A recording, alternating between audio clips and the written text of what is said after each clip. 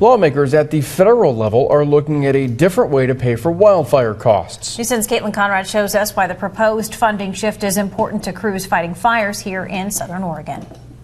If there's one natural disaster we know about in Southern Oregon and Northern California, it's wildfires. Last season, we saw explosive growth with fires like the Big Windy and Douglas complexes.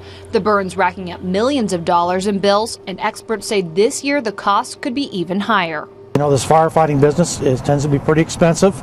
Kevin Donham works for the U.S. Forest Service here in the Rogue Valley. He says last year the agency spent more than $1 billion nationally and at least $8 million here in Oregon suppressing fires, something he feels is important.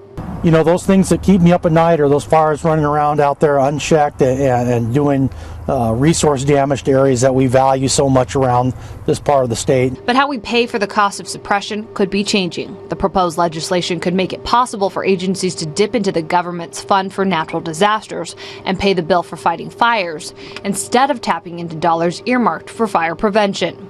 Preventing fires this year may be more important than ever. With the current drought, meteorologists say we could be in for a long, hard season. We continue dry into the spring, just like the forecast has, and warmer, and we don't get the rain at the right time. The snowpack is going to be about gone, and fire season could start in May. Ryan Sandler with the National Weather Service says while our last two fire seasons seemed active, they were actually delayed thanks to spring rains.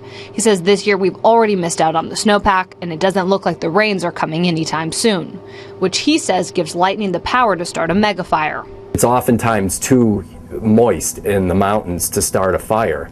But if it starts out dry and you get those lightning strikes, you're going to have some pretty big fires. Covering your news in Medford, Caitlin Conrad, News 10. Right now, the wildfire funding legislation is still being discussed in Congress, but there is a bipartisan effort behind the proposal. Keep Oregon Green wants to remind you to stay safe while burning your spring cleaning yard debris. The group says to call Oregon Department of Forestry before you burn. There could be burn restrictions in your area. Clear a 10-foot radius around your pile to avoid wildfires. Keep your burn pile small and have water and fire tools ready. Also, know the weather forecast and never burn on dry or windy days.